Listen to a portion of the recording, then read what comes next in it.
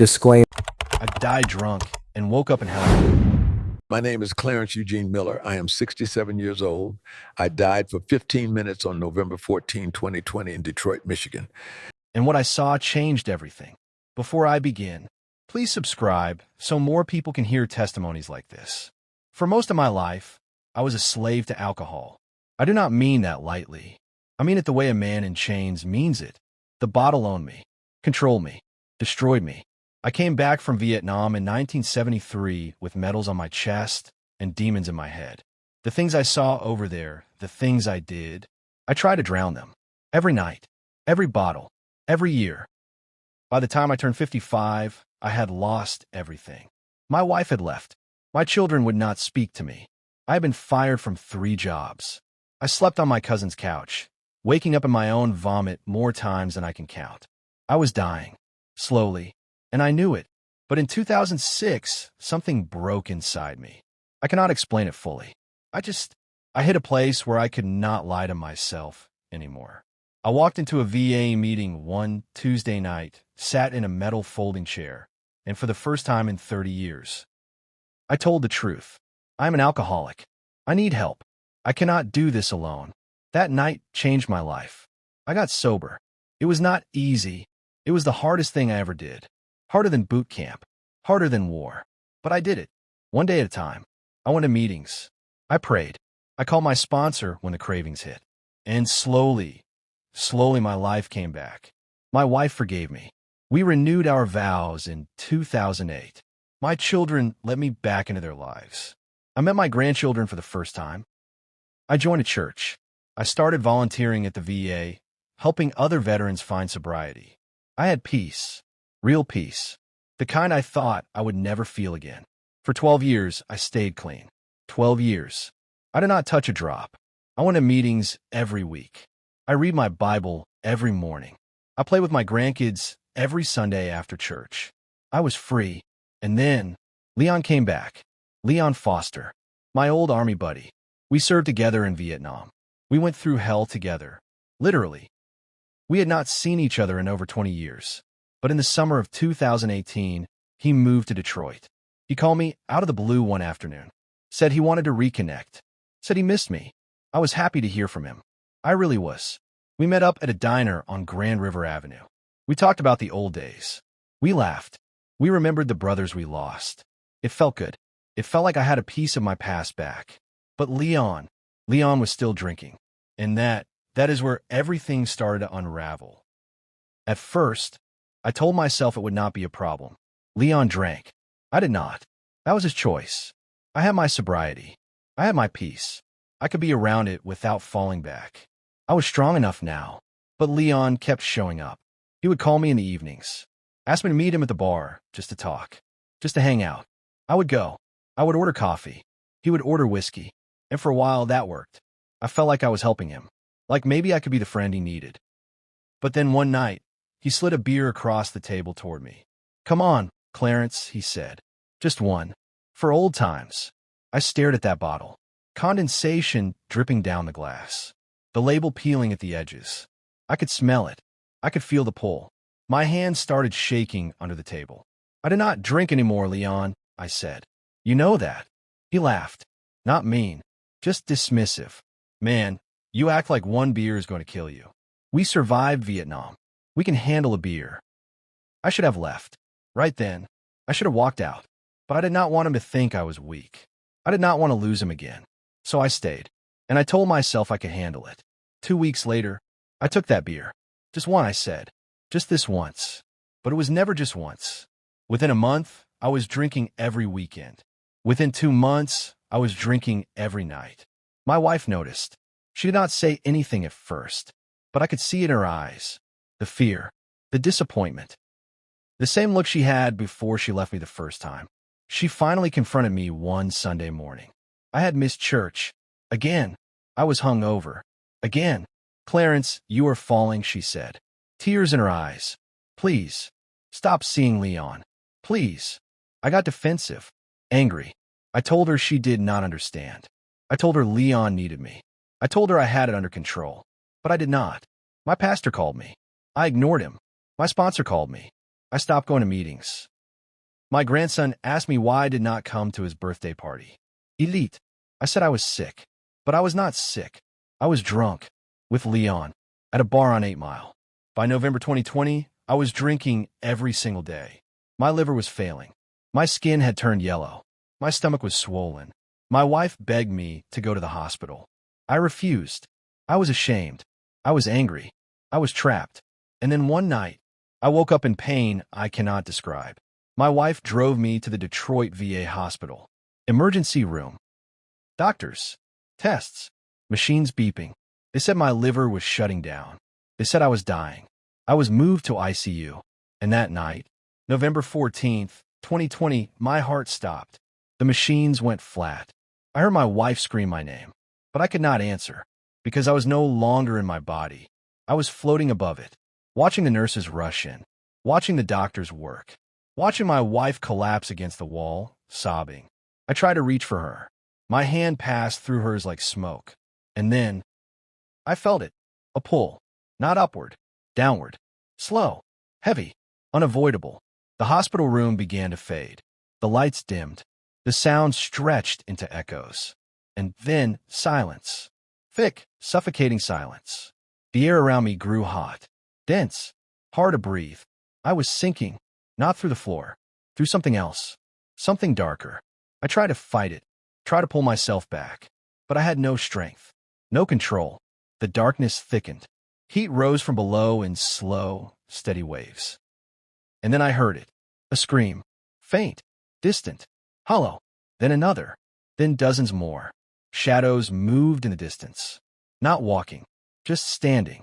Motionless. Heads down. I was not falling anymore. I was being pulled. And deep inside, something whispered. This is where truth begins. The ground beneath me felt like scorched stone. Hot. Hard. Unforgiving. I could feel the heat radiating through the soles of my feet, but it did not burn. It drained. It pulled something out of me. Energy. Hope. Thought. The air was thick. Suffocating. Like trying to breathe through smoke from burning rubber. Every breath I took felt incomplete. Like my lungs could not fully expand. The pressure pressed against my chest, heavy and constant. I looked around. Darkness stretched in every direction. Not the kind of darkness you see when you close your eyes at night. This was different. This darkness felt alive. It moved. It watched. It waited. Shadows stood scattered across the landscape. Dozens of them. Maybe hundreds. I could not tell. They were motionless. Heads down. Arms at their sides. No one was moving. No one was speaking. But I could hear them. Weeping. Faint. Layered. Echoing over and over like a broken recording. Some cried softly. Others sobbed. A few screamed, but the sound came out hollow. Trapped. Like their voices could not escape their own bodies. I tried to move toward one of the shadows. My legs felt weak.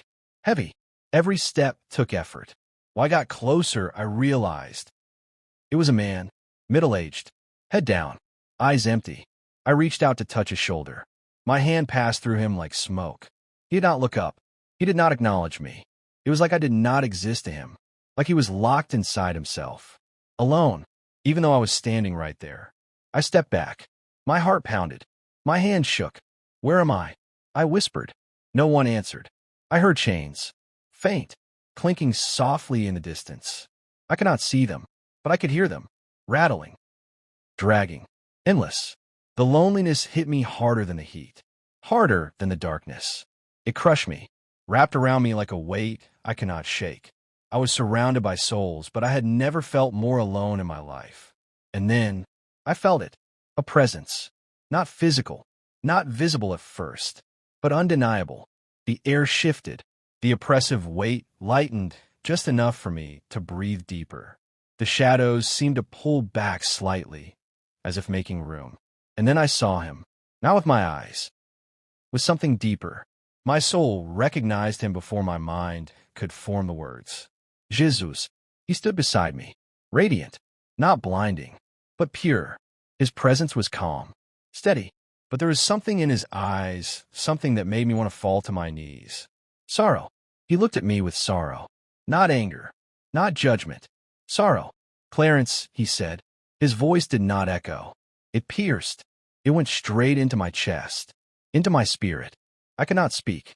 My throat tightened. Tears filled my eyes. "Do you know where you are?" he asked. I nodded. "Barely. This is the place of separation," he said. "The place where every soul who chose something else ends up." I wanted to defend myself. I wanted to explain, but the words would not come. He lifted his hand, and the landscape shifted. Suddenly, I could see more clearly. The shadows were not just shadows anymore. They were people, real people. I recognized some of them. A man from my old neighborhood. A woman I used to drink with in my 20s.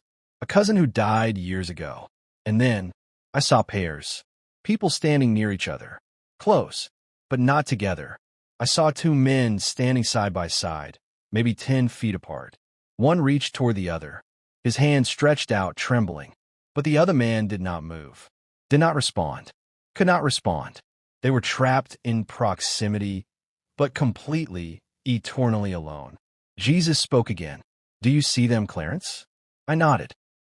"They came here together," he said. "They drank together. They sinned together. They enabled each other. They defended each other. And now they suffer together. But they cannot comfort each other. They cannot save each other. They are alone."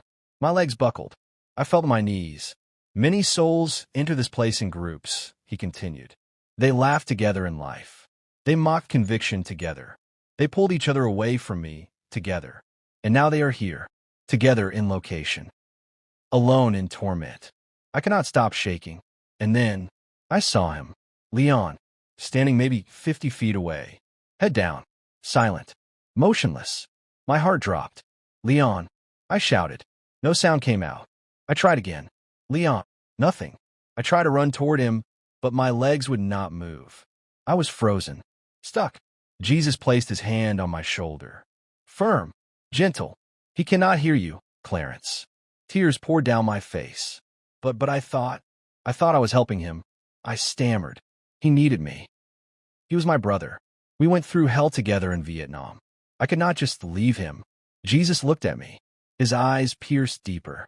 "You did not go through hell together in Vietnam, Clarence," he said. "You are going through hell together now." The words hit me like a freight train. I collapsed, hand on ground, sobbing. "He was your friend in war," Jesus continued. "But he became your chain in peace. And you let him bind you again." I shook my head. No, I just wanted to be there for him. I did not want him to be alone. "And so you joined him in his bondage," Jesus said. "Instead of leading him to freedom, you followed him back into captivity." I could not breathe. Jesus knelt beside me. His voice softened, but the weight of his words did not. "The friends you protect, Clarence, cannot protect you. The loyalty you gave him could not save your soul. And now you see the cost." I looked up at Leon again, still motionless, still silent, still alone. And I realized, even here, surrounded by each other, we could not reach each other. The friendship I had sacrificed everything for meant nothing here. Nothing. If you're still here, thank you. Please subscribe if you want more testimonies like this. Jesus sotod. His presence filled the space around me. The oppressive heat seemed to pause. The weeping faded into background noise. It was just him and me, and the truth I had been running for my entire life. "Look again, Clarence," he said.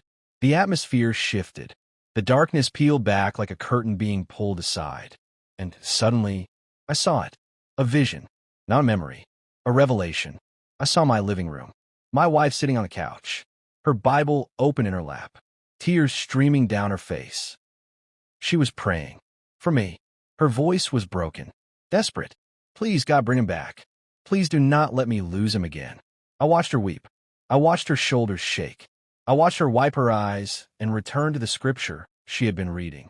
Proverbs, chapter 13, verse 20.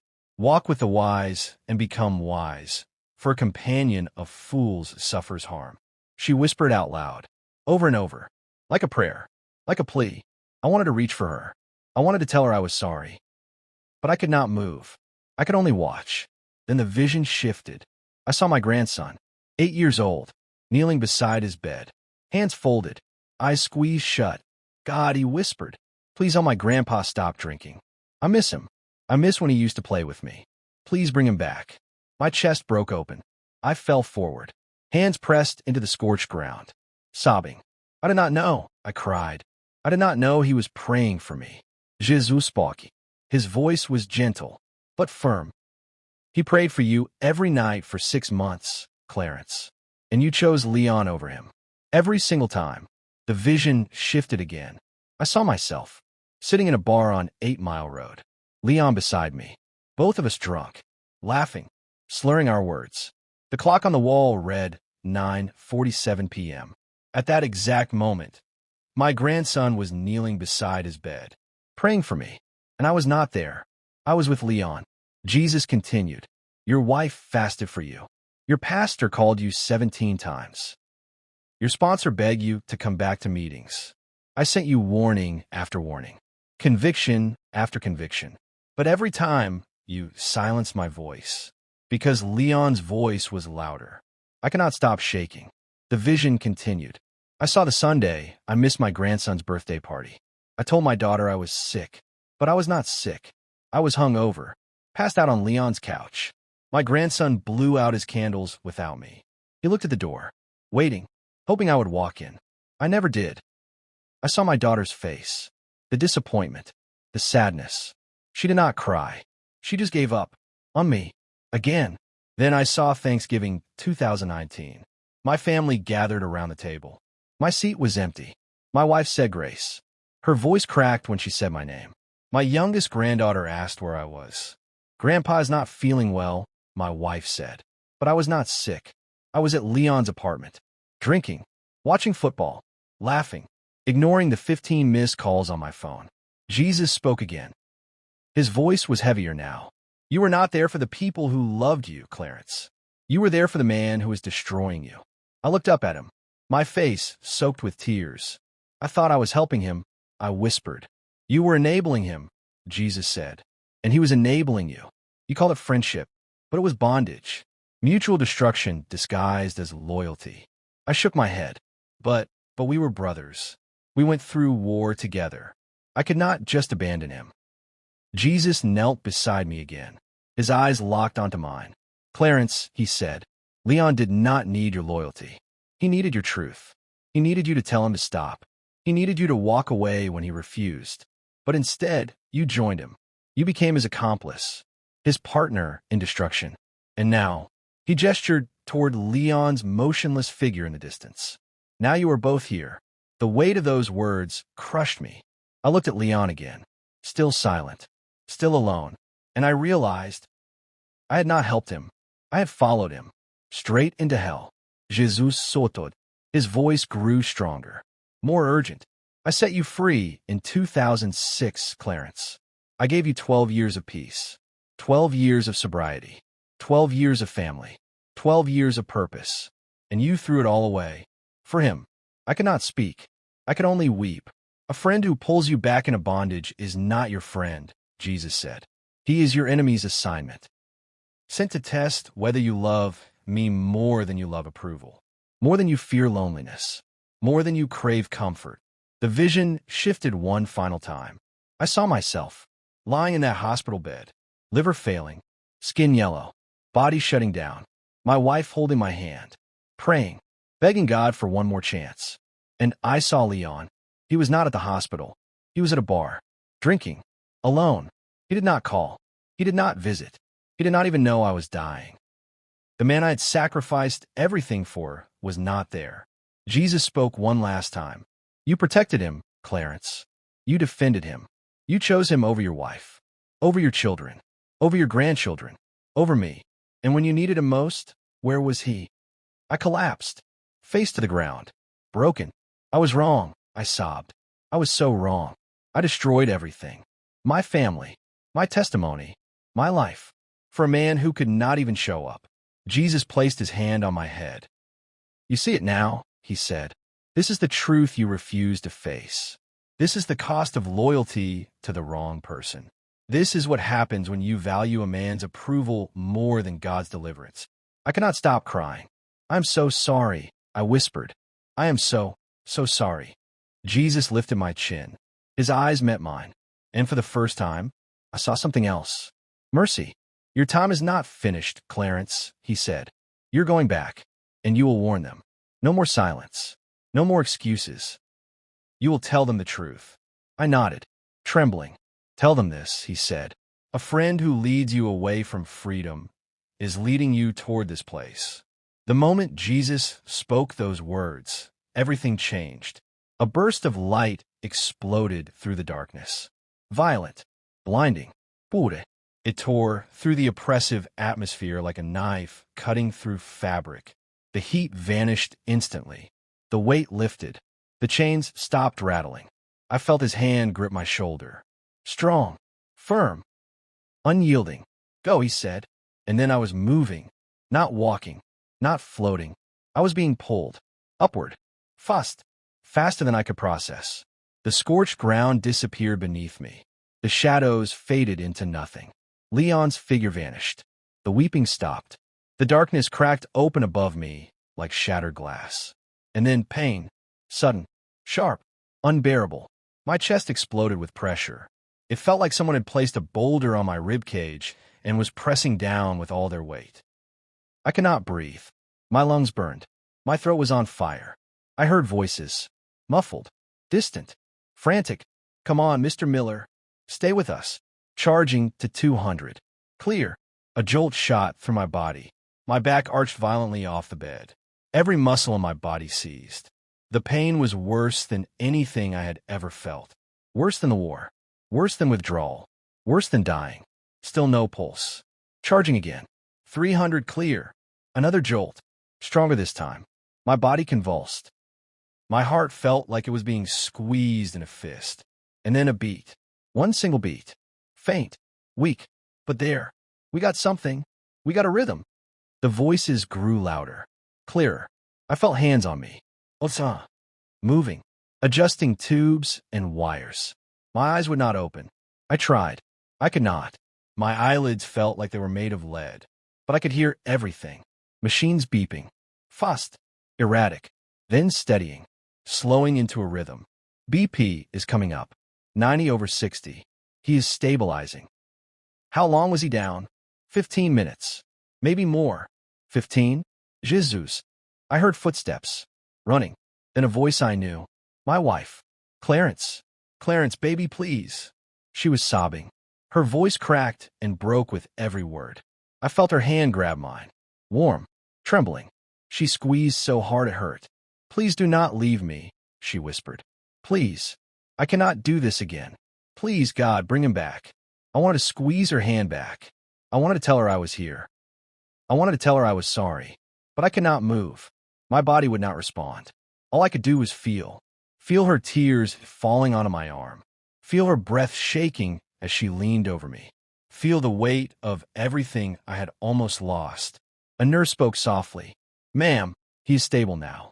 But he is not out of the woods yet. We need to keep monitoring him closely. Can he hear me? My wife asked. We do not know. But sometimes they can. Keep talking to him. She leaned closer. Her lips near my ear. Clarence, she whispered. I do not know if you can hear me.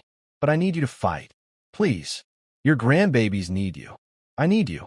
Do not give up. Not now. Not after everything. Her voice broke again. She was crying so hard she could barely speak. I forgive you, she said. I forgive you for everything. Just please come back. Something inside me shattered. Tears began to form behind my closed eyelids. I felt them slide down the sides of my face, hot and heavy. My chest tightened, not from pain, from grief, from regret, from the crushing weight of realizing how close I had come to losing her forever. Hours passed, maybe days. I do not know. Time felt strange, blurry. I drifted in and out. Sometimes I heard voices. My daughter, my pastor, the doctors. Sometimes I heard nothing but the steady beep of the heart monitor. But I was alive. And slowly, very slowly, I began to come back. The first time I opened my eyes, the light was too bright. I squinted. Blinked. My throat was raw, dry. A tube ran down into my lungs. I gagged. Panic set in. A nurse appeared beside me. Calm. Steady. Mr. Miller, you are okay. You are in the ICU. You have a breathing tube. I know it is uncomfortable, but I need you to stay calm. Can you nod if you understand me? I nodded. Barely. Good. You've been through a lot. But you're stable now. Your wife is here. Do you want to see her? I nodded again. Harder this time. She stepped out. A moment later, my wife walked in. Her eyes were red, swollen. She looked like she had not slept in days. But when she saw me awake, her face broke into a smile. A broken, exhausted, beautiful smile. She rushed to my side, took my hand in both of hers. You are back, she whispered. Thank God. Thank God you are back. I could not speak. The tube prevented it. But I squeezed her hand, as hard as I could. I did not let go. She cried. I cried. We just sat there, together, holding on to each other like we were afraid to let go. 3 days later, they removed the tube. My voice was hoarse, weak, but I could finally speak. The first words I said were, I am sorry. My wife shook her head. You do not have to. Yes, I do, I said. My voice cracked. I chose him over you, over our family, over God, and I almost lost everything. I am so sorry. She leaned down and kissed my forehead. You are here now, she said. That is what matters. But I knew the truth.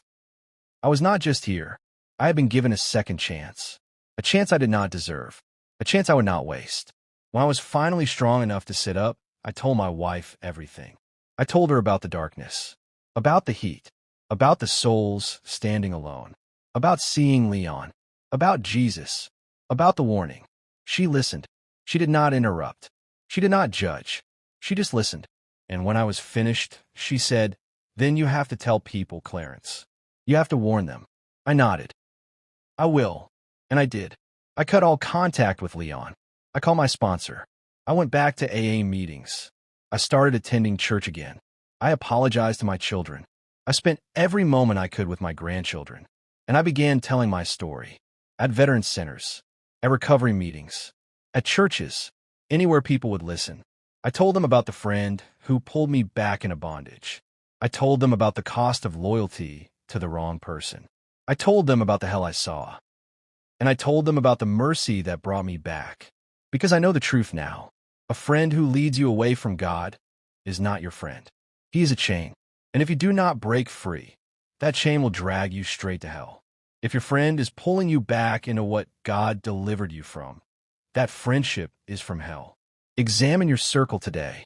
Look at where they are leading you. Look at what they celebrate in you. Look at what they enable. Because the people you walk with determine the destination you end up in. Do not wait until it is too late. Turn back. Choose life. Choose freedom. And if you need to walk alone for a season, walk alone with God. Because being alone with Him is better than being surrounded by people who lead you to destruction. Tell me where you are watching from. I want to pray for you tonight. And stay connected. There are more warnings people need to hear. Thank you for listening. Subscribe and watch the next testimony on your screen.